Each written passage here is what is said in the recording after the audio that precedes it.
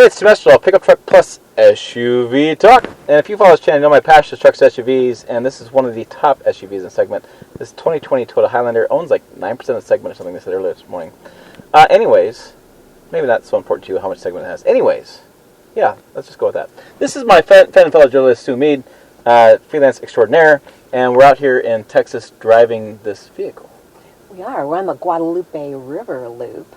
And some good driving roads. Look at that. She knows where we're at. Out of Green, Texas. Guess who's playing Navigator? Alright, so in this video series, we're going to do a couple things. We're going to drive a fully loaded hybrid XLE. No, it's the Platinum trim hybrid. And we're going to drive a XLE hybrid. And we're going to drive a gasoline hybrid. And we've driven all three of those. This is the last one we're driving. We're going to give you some driving impressions. We're going to talk about the styling. I'll do some B-roll of it driving around. I'll tell you what's new, what's different, what to expect in this vehicle. And in the end, we're going to go over 5 things we love about this. And 5 things we don't. So Not so much. Not so much. So it's going to be entertaining and it's going to be fun. If you're not laughing, well, I'm sorry. Go put something, maybe let's put a little bourbon in your coffee or go ahead and pop the top because we're going to have a good time with this video. Trust me. Yeah, because we're in Texas. Y'all. We have big fun here. Big fun. So we're going to get started on all that coming up right now.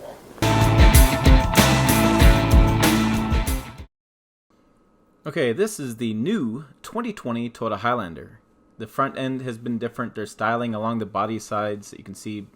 That's a big change from prior generations. It just, well, frankly looks sexier. It is also 2.36 inches longer.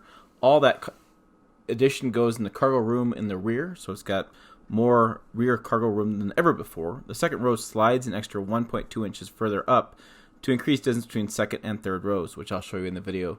It's better, but still leaves a little bit to be desired. It comes in an L, LE, XLE, Platinum, and Limited trims. The Platinum stands apart with silver painted front bumper and rear fascia and unique 20-inch wheels. The rest of them get the black grille with chrome trim, chrome-plated lower rear fascia, premium projector headlamps, and the Highlander's first ever 20-inch alloy wheels, which I said was on the Platinum. There's a variety of colors. The big ones that stand out is new Blizzard Pearl, Celestial Silver Metallic, Midnight Black Metallic, and those are the carryover ones. Excuse me, I should say more correctly. There's a Magnetic Gray, Moon Dust, Ruby Red Flare, which is what you're seeing on the screen, Blueprint, Opulent Amber are the other colors as well. For the first time ever, it's going to have a kind of a new interior colors. So there's a cloth interior, there's a brown leather interior, and there's new upgrades interior. They have a Qi wireless charging, the new infotainment screen. I'll just show you that in a little bit. This Highlander comes with a Toyota Safety Sense 2.0. This is standard. It's pre-collision system of pedestrian detection, full speed range, dynamic radar, cruise control, lane departure alert with steering assist, automatic high beams. There's new lane tracing assist and roadside assist. And also you can get blind spot monitor with your cross traffic alert. Excuse me if I can speak correctly. You can also get blind spot monitor with rear cross traffic alert, parking support, braking, and intelligent clearance sonar. They're all available depending on the model grade. The big news for underneath the powertrain is the hybrid has been improved. It's a best-in-class hybrid. You're going to see them going to push this hybrid quite a bit, and you'll see that this vehicle is going to ride on a new platform as well. It's a shared platform with different other vehicles and allows it to have more, use more common parts. Basically what that means. Not really much for you, the consumer. Standard Android Auto, Apple CarPlay, Sirius XM, Waze, and Amazon Alexa capability. You're going to have 7 or 8 passenger seating, depending on the second row bench. And choices, like I said, you can get a natural aspirated V6 or the hybrid. Now, they have also improved the all-wheel drive system as well. There's a dynamic torque vectoring all-wheel drive with driveline disconnect. So basically what that means is it'll shift the torque to the rear tires as well as the front and allow the torque to be spread around for better traction. And it actually disconnects from the rear axle, allowing you to get better fuel economy. And it has multi-terrain select as well. You can select which mode you want to drive in, whether you're driving in snow, ice, dirt, whatever going on there. It starts at $34,600. That's for the gas front-wheel drive. And it goes all the way up to $50,200. That's a hybrid all-wheel drive with the Platinum. So for the gasoline engine, you're going to get 21, 29, 24 for a front-wheel drive for fuel economy. All-wheel drive will be 20, 27, 23, and the hybrid's 35, 36, 35, 36. And that has a conventional CVT transmission, and the 3.5-liter V6 is an 8-speed, which we'll get to more of that in this video.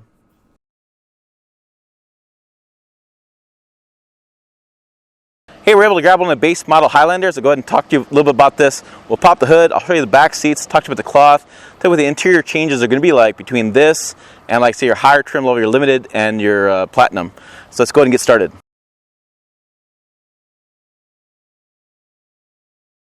All right, let's do this real fast. This is the base trim. I just want to show off the bench seats. So we got some stuff on here, but this is the bench seat going all the way back, right? So it goes all the way across. I'll move the coats for now so you can see the full bench seats. And then getting into the rear of the seats, oh, this is the back AC and USBs back there. So you do USBs in the base trim. But this moves, the entire seat opens up and it slides forward to get into the back. The back is still kid size, and I'll show you that in a second. All right, I'm back here. It's still, I mean, my knees are really high up. Headroom is a definite problem. I'm 5'6", 7 on a good day. 8 with boots on. But, you know, back here, it's still kind of set up for kids. I'm going to go ahead and push the seat back and show you what I'm talking about.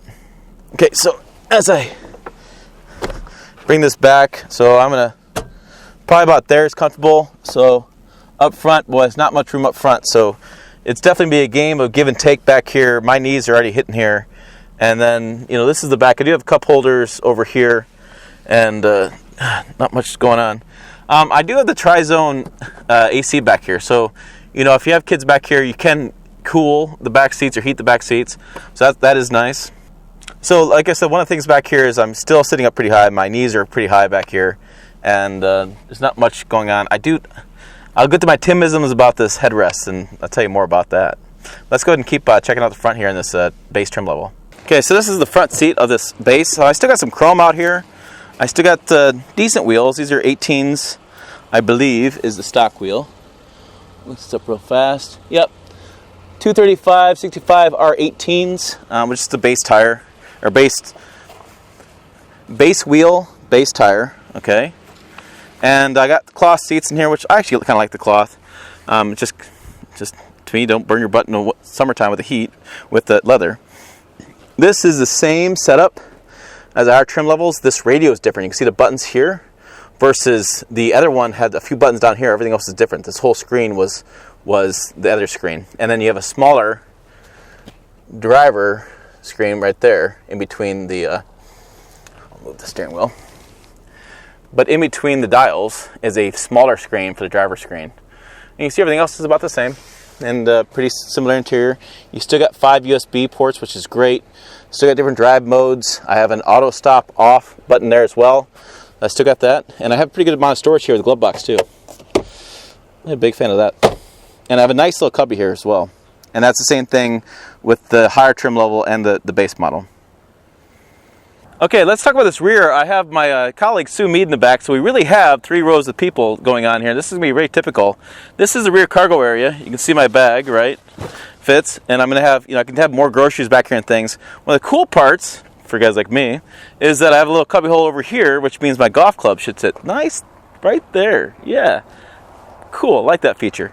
And then we have no push buttons. So in the higher trim levels, you have a push button to close this. And you also have the foot that opens and closes the rear hatch. Opens and closes, by the way. We don't have that in this case. But one of the things I want to show you is right here.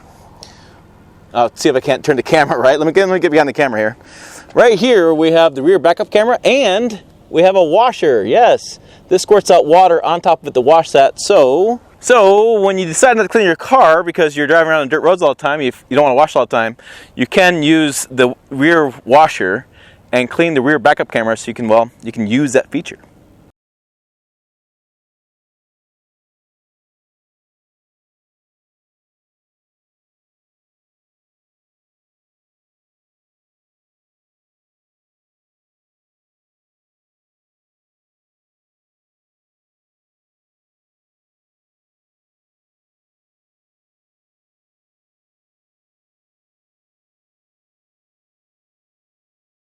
All right, here we go. We're inside the 2020 Toyota Highlander. This is the hybrid version. I wanted to do this video because this is the fully loaded trim. in all its glory. Do, do, do. All right, a couple key things is that we have the wood grain here, fake wood grain. We have a nice like leather here with good stitching. But I want to talk to you about these middle screens, and I'll try to do it. This is that larger driver information screen, right? Big one. And we have the fuel range and the seatbelt status. And as I go through these, I can kind of work my way around. You can see audio and tire pressure. Yeah, tire pressure. And best I can do with the glare here. The glare is kind of insane. But 42.5 is our average fuel economy. We're just kind of driving around this area, not doing highway speeds. But this is interesting. As you can see, there's Sue. Hi, say Sue. How are you today, everyone watching? See, this is great. Because you can see yourself. Reflection. Yeah. Because let's close this. I think maybe we're going to... Yep. I explained the glare on this mirror, and now we have the glare coming down the screen. So let's see if we can't close this. Oh, we went away a little bit. Yay. We're still here, though. Hi. All right, anyways, this screen is interesting. So I have climate, home, and entertainment. This is audio, right? But if I go like this, moves the climate over here. Ta-da! Kind of not really interesting, but interesting. And this is supposed to be actually turned towards me and more for the driver, but that's what he told me in his presentation, but I'm not seeing it. It seems like it's still pretty flat to me. So, okay. But this is the big screen, and it is quite massive. So if you do like my hand here, this is my hand between the mirror and the top of the screen. Not much room at all. We do have really interesting carbon fiber like carried over accents from the side here. They take a little strip down below, and they take a strip along the top. So that was kind of interesting. I don't know if I love it or hate it. It's kind of different. But I can do a map, and then I have a gigantic map, so you can see where we're at today, and climate. But I'm not sure. I can't really move this screen around. Like the RAM screen, stuff like that, you can kind of move around icons and position stuff where you want to. This looks like it's very much set. Like if you do the map, I can move the map over here if I move the climate over there. But it's fixed in terms of changing icons. Right, and then I can... Mm-hmm. So that's kind of all you got there. Push button, I got the heated seats, cooled seats, the good size radio knob, and the power button. This is a neat thing. If you don't know what this is, we have a cubby over there, but this cubby over here I want to talk about for a second. Because you see this little slot right here? I learned this. This is for your cell phone. So you could actually put this cord drops underneath there, and you can put your phone up on there that she's charging. So if I move my glasses, so her cord could actually fit down here. It's a cord minder. It's a cord minder. Very cool. Yep, the cord minder. It goes out here. I'm charging my GoPro, which we're going to use in a second. 3 USBs here. 1 is media, 2 is charging. So yeah, you can run this cord down and actually put it down here where my GoPro is, and this always sits in there. So it's kind of a cool feature. And then back here we have the sport mode and stuff. Which, can I just say something? This is not sexy at all. Like this vehicle, they say it's sexy outside. I'm kind of with you there. But this is just boring. Like, I don't know why this isn't more exciting. It's not really, it's tactile kind of finish to it. And it's not, yeah, there again, I said. It almost looks like it's waiting for a next generation to have some more things in yeah, there. it's almost like it needs more finish to it. It's like, I don't understand why this doesn't, I don't know. It's just, it's yeah, not really sure on that one. So there you go. There, I just want to play with a couple things. I want to play with the screen a little bit, show you that. Oh, and we do have the charger over here. This is the key wireless charger. Which, by the way, my iPhone 11 Pro, if I did not have the outer box kind of covering, it would fit in here, but I'd have the outer box, so it doesn't fit in there. But that, if you put your phone down there, it charges. Okay, let's move along. Oh. Did you open that up and look and see how deep that is in there? No, let's do that. How do I? Oh, I have to. Oh, that's how you got to do that. You got to. So here.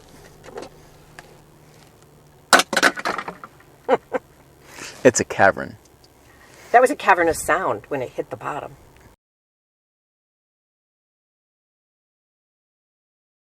All right, one of the things I always like to do on my channel is go ahead and pop the hood and take a look. And are things accessible? Can you get to the oil? Can you check the antifreeze? Can you put more cool in there? Where's the windshield wiper fluid? Let's go ahead and pop the hood, and I'm going to flip this camera around and show you what's going on. Okay, this is the 3.5 liter V6. This is a standard engine, gas engine. And this is a hybrid. So under the hood here, we have oil. We have coolant. We have coolant overflow over here. We come around and we have the air box with the easy access opens to change the air filter inside of here. So that's nice. Sometimes I do screws. I like these little easy access. The battery's a little bit further in to get to. It's a little bit tough to get to that, but we have the relay fuse up here. So this could be a problem if you're stuck in the cold or something, your engine doesn't start because the battery went dead. A little bit farther to get to. I'm not so much a fan of that. We have power steering over here, and then we have windshield wiper fluid, which is nice, easy, accessible, right off of the hood. So it's pretty easy to get to this. So I think overall it's easy to get to as far as even with my belly, I can get to the oil, check the oil right here, and oil fill is going to be right here. And we're using really light synthetic oil, 0W20. So there's that's the engine bay of the 2020 Toyota Highlander. So yeah, I mean overall, I think it's really easy to get to, easy to pop up. The hood is somewhat light. It's not so heavy. It's not big like getting up there. So I think anybody can open the hood, and easy to check things and easy to refill windshield wiper fluid, which is always something that you're always having to fill, especially in the wintertime, all-wheel drive. You're always using that to clean the windshield. Okay, let's look underneath the hood of this hybrid. It's kind of loud. I'll talk loudly. What's interesting here is you saw my video a little bit earlier about the gasoline or how I'm going to do it. You'll see this video. The oil access is harder to get to, and he put the oil additive spot in a much harder space in a cone area. In the gasoline only version, the 3.6 liter V6, the oil is over here. See, there you go. The battery kicks on. The oil is over here, and the oil access is here. So they made it harder in this vehicle to access those things, which sucks. Windshield wiper fluid, same spot. Relays are here. The coolant's there and coolant's there. So everything's the same, except for accessing the oil and adding oil is much harder in the hybrid.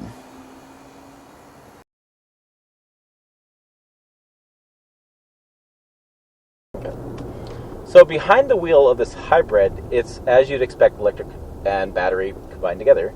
You have really good acceleration because of the battery power, right? Electric power. On demand, immediately, you can do burnouts in this. It's all about the torque in hybrid batteries. Right. Well, for automotive enthusiasts, for everyday drivers, it is not about the torque. Which, by the way, they don't have the numbers for the torque. I heard that. They're coming to us. They're coming, yes. Anyways. The hybrid version, like I said, is power on demand, so electric power off demand. It's nice and smooth, and one of the things that's really interesting with this vehicle is how quiet it is inside. Like, we keep yelling at each other because we keep talking too loudly because it's so quiet inside the cabin. So those are things you can think about. I think the gasoline version is a little bit louder. We were driving around in. You can hear the transmission, not the transmission, you can hear it rev up a little bit more. You can hear a little more of the engine noise inside the cabin, whereas the hybrid's much quieter. Fuel economy-wise, we had 23 with the gas, and this one's like 36. That's right. It's 36, 35, 36. Right. For city highway combined. So you're going to get much better fuel economy in the hybrid. You're going to get much better, much smoother driving experience. Still have some engine noise, but not very much. We're only going... Bakery. But anyways, your cliff notes here are simple. Hybrid, smoother, quicker, more fuel efficient. Gasoline, louder, less fuel efficient, and less fast off the line. And did you say a CVT? A CVT with the hybrid, 8-speed automatic with the gasoline version. There are some towing differences. 5,000 pounds towing with the gas, and 3,500 pounds towing with the hybrid, which I don't think that's a big concern in this market, but your numbers are different. So those are kind of the towing impressions, driving impressions, excuse me.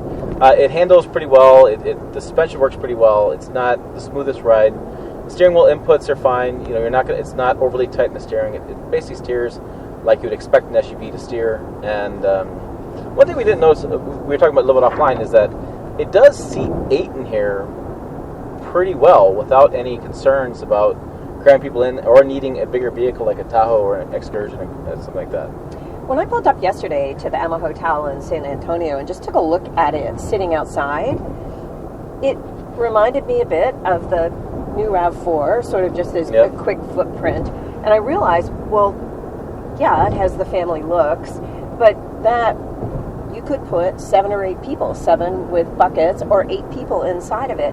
And I think that's important for some people who want to be able to park it rather in city environment and or in a garage that's smaller and not have a large footprint for their vehicle to hold that many. I absolutely agree. All right, let's get back to the video and we'll do the interior stuff I have and some engine-based stuff, and our 5 likes, 5 dislikes as we find ourselves on this trip that we're way lost now. So we're going to find that out. Stay we with haven't found the coffee stop. We're completely lost in Texas. Stay with us.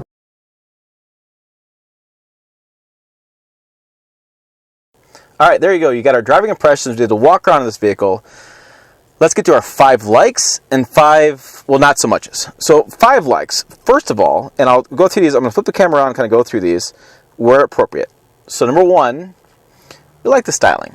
I like the exterior styling. I like the interior styling for a Toyota product. My goodness, it's not bland at all. This is not the Camry of old, not the Corolla of old. This is a stylish interior and stylish exterior. It is. I also like the quality of the interior with this leather and the stitching, and I do like this carbon fiber arrow, if you will, or sort of prong. I like the looks of that. Yeah, so that's number 2 is the material choices. Material choices in this, especially the premium grade, are really impressive. Even we did the base level, and I still thought the base level looks pretty good. I don't have a problem with that at all. I thought the materials were fine in that. So materials number 2. So number 1 is styling. Number 2 is materials. Number 3 is going to be, this may not be the sexiest thing you thought about, the mirror placement. They moved the mirrors down off the door pillars, A-pillars, on the side of the car now, which is something that the Chevy Heavy Duties have done. It's something that the Mazda CX-5 has as well. They make the mirrors a bit bigger, but if you move them down, you still get additional viewpoint above the mirrors now, so not just, like you look out the window, you don't just see mirror. And so it makes it a lot better, I think.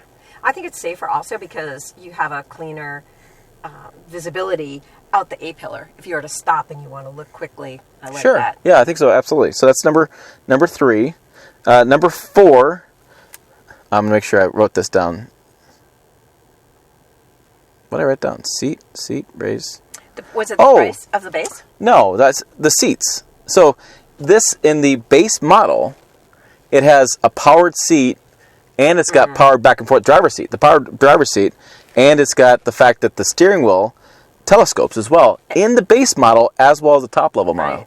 And that's important for me because I'm sure it was telescoping and height adjustable. Telescoping, height adjustable steering wheel, and the base model, the seat would slide back forward and aft by powered seat. I think that's pretty impressive. And that gets me number 5, which is the most impressive thing, which is the price. I mean, I know cars are expensive. I know you're going to bitch about the price all you want to do in this video. However, the base price starts at $34,000, then $38,000 for the hybrid. And the vehicles we drove today was $37,000, and this is a $50,000 hybrid that we're in right now. And yes, this $50,000's got a lot of features to it and things like that, but you could still go. That $37,000 base model we had, pretty damn good. It had a lot of features for it and it drove well. I was just thinking about the range with this hybrid. Yeah. Up to 600 miles. Yep. Of range, and that's pretty impressive. Right. So there's this thing these days about, I don't want to stop at the gas station. Gas station. I don't have a problem with gas station. But there's this thing about that. So, I mean, their point of view is that you can drive, if you drive 30 miles a day, you could drive for 3 weeks without having to get gas. I forgot that. I like that. It's kind of like an electric car that way. All right, so 5 not so muches. Things we're not so crazy about. All right, so number 1 is the headroom in this vehicle. So I'm 5'6", kind of right there. I mean, Sue's got more than I have. But if you were like a 6 foot and you have a bigger torso, you're going to hit your head in this. The way the sloped ceiling is, the way the sloped really in the rear seats, we talked about that in just a second, is that the rear seating in this is kind of tough. So, Sue, you are you 5? I'm 5'2". 5'2". Is that with heels on or non-heels? That's in my cowgirl boots. Cowgirl boots. But in the third row, we both got back there and got in the third row. And not only is it hard to get in and out because there's no like grab handle back there, but also that there's not much headroom back there, not much leg room. It's not a lot of room back there at all. It was a tight space for sure. Yeah, and so we're different body styles, different body compositions. I have a little more winter heat around my midsection than Sue would have. And so, yeah, I think there's some difficulty getting back and forth there. And it's definitely a kid's area, which surprises me. It's like they've made this 2 inches longer, and they added that to the cargo room in the back. So you have more cargo room if you have the third row up, but they didn't really improve the seating back there. I did notice that there were 4 cup holders, and there are USB ports at the final row. I thought there was 1 at least. 2, 3. Yeah, it's just 3 than 2. There's not, but you can get a long cord back there. But it does have the third zone heating and cooling, so that's right. The person doesn't freeze their butts off back there. So there's things we like about that, but really, it's hard to get back there. It's hard to use. It'd be nice if there's on the C pillar, which is the A, B, C. That's how this stuff works. There's a C pillar back there. It'd be nice if there was like some sort of grab handle to get yourself in and out of. Make it that much easier. Okay, so now we're looking at number 3. They have a 11 speaker JBL system in here. It's 1,200 watts, something like that. They've improved it. Big improvement. I'm not a fan of it. We've listened to music here. First, we had to make sure we sent the sound balancing way to the back because it sounded like all the sound was up front. So it sounded like everything we heard was up front, and so we had to move the sound around. And I don't think it's that versus the bass radio. I don't feel, wow, the JBL is that much better than the bass radio. I just didn't feel that way. I'm not an audiophile guy. Don't have the ear for it, but I can tell you from a country music loving kind of guy that it wasn't really blowing me away at all. I wasn't thinking it was that good of a thing, and I really wonder about where the speaker placement is and how the speakers are set up because it just feels like it's not right. I felt like it was a little harsh almost even. Yeah, it's kind of weird. They talked about it, but I'm not a fan of the radio system. Improvement there. Number 4, I'm not so sure about the gigantic infotainment screen. There's the visibility. It removes some of the visibility for the driver because it's such a large screen. And while we do gain the cubby hole down below to run our cords and things, I don't know that it's worthwhile to have that cubby and still keep the big screen. I mean, if we didn't have that cubby down there, we could lower that screen down and it'd be in line with the dash. But we have the cubby, so I don't know. It's almost like I think at this point it was fine, but in prior generation because the infotainment screen wasn't that big and the cubby was fine. But I think now with the infotainment screen being such a massive screen, that maybe it's time to revisit the cubby there. Maybe it's time to think about what we can do differently or move some controls around. So I think it's kind of a weird thing. All right, and speaking of controls, this is number 5, and it is the Timism number 5. These are the things. And I'll put some B-roll on this. We're talking about this. But the buttons down here for the traction control, the EV mode, there's actually a trail button down here, which is interesting that this fully loaded model has blanks, which kind of sucks. I don't like blanks. Like, just give me a stupid button there. Anyways, that I don't understand why this wasn't better done. I don't understand why it's not, well, sexier. It feels like it's an afterthought a little bit. I don't understand why it's just matte black. I don't understand that. And I understand why I've done 2 different Highlanders now, or 3. This is our 3rd one. And these buttons I'm going to show you on the screen when I'm doing the B-roll. There's a blank here that's always been here. There's a trail button, there's a non-trail button. And I don't understand why this button here isn't a heated steering wheel button. Instead, heated steering wheel button is over there by the lights. Why can't it be right here? Why can't I just hit a button down here or in the spot by the drive mode and turn on the heated steering wheel? Because why would I go over there to the heated steering wheel button when I could boot right here? Now, I mean, it's interesting to me because like over there's some camera buttons, which again they have a great little eyesight mode, and we back up that shows the vehicle around. It's really helpful. But I don't understand why there's such an afterthought of the buttons here at $50,000. Which I understand, I said earlier, is not that expensive a price point, but still, it seems like there could be something there. Okay. I agree. I'd like to just even see a little Toyota badge or graphic, just something. Something that makes it more interesting, yeah. Okay, there's the Timisms and Suisms. See, used her name. Yeah, and so, hey, I hope you enjoyed this review. Make sure you find us on pickuptrucktalk.com. 3 words again. Pickup Truck Talk that works on Facebook, Twitter, and Instagram. Trust me, I've done it. You can find memes there, photos, and all sorts of random stuff I find, and funny jokes. You want to find those out. It's a really good time. You know what? Thanks for watching. We will see you down the road.